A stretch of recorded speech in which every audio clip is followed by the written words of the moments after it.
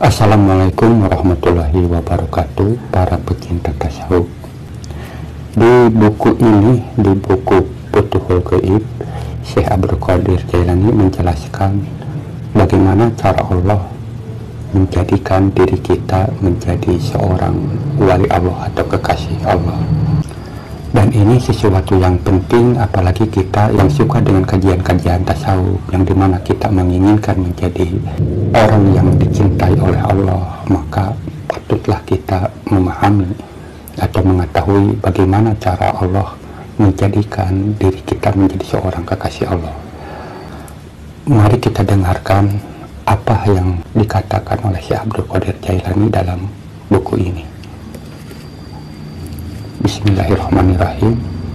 Ketika seorang hamba mengalami kesulitan hidup, pertama-tama ia akan mencoba mengatasi dengan upayanya sendiri.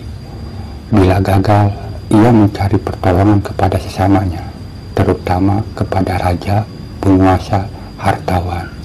Atau bila sakit, ia akan mendatangi dokter.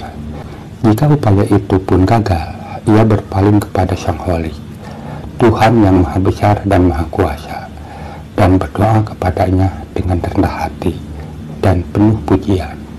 Namun bila mampu mengatasinya sendiri, ia tak akan meminta pertolongan kepada sesamanya. Dan selagi pertolongan lain masih didapatkan, ia tak akan memohon pertolongan kepada Allah. Kita potong dulu dalam bait pertama. Di dalam bait pertama ini, Syekh Abdul Qadir Jailani menjelaskan sikap manusia yang pada umumnya ketika diri kita mengalami kesulitan dunia, biasanya manusia ini akan berusaha untuk mengatasinya sendiri. Tetapi ketika dirinya tidak sanggup untuk mengatasinya, maka manusia itu akan minta pertolongan kepada orang lain. Nah, ketika pertolongan dari orang lain itu tidak didapatkan, maka dia itu baru akan pasrah kepada Allah, akan memohon kepada Allah. Jadi manusia ini pada umumnya meminta pertolongan kepada Allah ketika dirinya itu tidak mampu mengatasi permasalahan-permasalahan hidupnya. Jika dirinya tidak mampu, maka dia akan minta pertolongan kepada sesama manusia atau ke makhluk lain. Nah, tetapi ketika hal itu tidak didapatkan, baru manusia itu akan memohon kepada Allah. Ini watak manusia. Di bait selanjutnya, lalu jika tak memperoleh pertolongan dari Allah, ia pasrahkan dirinya kepada Allah, terus begitu mengemis, berdoa, merendahkan diri, memuji, serta memohon dengan penuh harap cemas.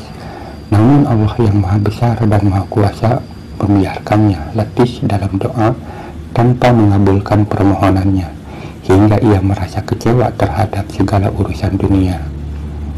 Nah, di sini Abdul Qadir Jailani menjelaskan, ketika manusia memohon kepada Allah, lalu Allah tidak mengabulkan, maka manusia ini akan terus memasrahkan dirinya dan selalu memohon kepada Allah, sekalipun Allah tidak mengabulkannya. Dan Allah memang membiarkan keadaan itu, walaupun kita ini benar-benar memohon, berkali-kali dibiarkan oleh Allah, dan Allah selalu terus membiarkan manusia. Syekh Abdul Qadir Jailani ingin menjelaskan kepada diri kita bahwa terkadang Allah itu suka membiarkan permohonan-permohonan kita itu dibiarkan atau tidak dikabulkan. Ini Allah sengaja melakukan hal itu, walaupun ada keterangan bahwa Allah itu Maha mengabulkan doa kita, tetapi terkadang Allah membiarkan hal itu, dan itu tidak merusak kemahaan Allah, karena Allah itu bebas melakukan apapun yang Allah kehendaki. Dan Allah sengaja membiarkan doa-doa kita ini tidak dikabulkan, tujuannya untuk menguji keimanan kita sampai di mana. Jika keimanan kita kuat, maka kita akan terus selalu memohon dan memasrahkan urusan kita itu kepada Allah. Di sini dikatakan, akhirnya kehendak Allah mewujud melaluinya. Dan hamba Allah ini berlalu dari segala perkara dunia, juga segala aktivitas dan upaya duniawi, serta bertumpu pada ruhaninya semata. Nah, di sini dikatakan ketika kita dibiarkan oleh Allah, tidak terkabulnya doa-doa kita, tetapi kita karena masih punya keimanan yang kuat, kita selalu terus berusaha memasrahkan diri dan memohon kepada Allah, sampai-sampai diri kita ini tidak mau mempedulikan lagi tentang urusan dunia. Yang dia lakukan hanyalah kepasrahan dirinya kepada Allah dan selalu memohon kepada Allah. Maka secara otomatis maka kehendak Allah mewujud melalui keadaan itu. Di sini dikatakan pada tingkatan ini yang ia lihat hanyalah kehendak Allah yang maha besar lagi maha kuasa. Akhirnya ia sampai pada tingkatan tauhid, dan setelah mencapai tingkatan hakul yakin, ia sampai pada keyakinan bahwa pada hakikatnya tiada yang melakukan segala sesuatu kecuali Allah. Tak ada penggerak, tak pula penghenti selain Dia. Tiada kebaikan, kejahatan, tak pula kerugian dan keuntungan. Tiada faedah, tiada memberi, tak pula menahan. Tiada awal, tiada akhir. Tak ada kehidupan, tak ada kematian. Tiada kemuliaan dan kehinaan. Tak ada kelimpahan dan kemiskinan kecuali karena Allah. Jadi dengan keadaan seperti itu, akhirnya seorang atau seseorang itu menjadi kekasih Allah, menjadi orang yang dicintai Allah, sehingga Allah melayani orang itu. Nah, kesimpulannya, kalau memang kita ingin menjadi kekasih Allah, maka kita ini jangan sampai putus asa. Keadaan apapun yang diberikan oleh Allah, kita harus mau menerimanya. Dan ketika kita mendapatkan bencana atau urusan-urusan duniawi, atau mengembalikan keadaan-keadaan itu, kita jangan merasa aneh jika Allah tidak mengabulkan perubahan itu. Tentu Allah ada niat yang lain, dan tentu Allah itu menguji keimanan kita sampai di mana keyakinan kita, kesungguhan kita.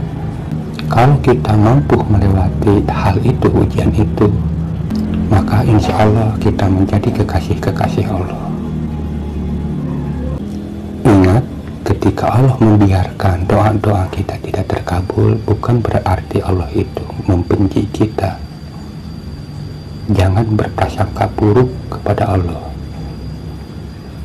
Bisa saja Allah itu sengaja melakukan hal itu untuk menguji keimanan kita, sampai di mana keimanan kita yakin kepada Allah.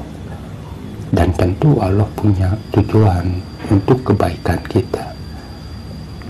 Nah, di sini sudah jelas bahwa ketika Allah ingin mengangkat manusia menjadi kekasihnya, maka pasti akan diberikan ujian-ujian yang pahit, sampai manusia itu benar-benar menyerahkan dirinya dan melupakan dunianya, kecuali hanya kepada Allah. Mudah-mudahan video ini bermanfaat. Assalamualaikum warahmatullahi wabarakatuh.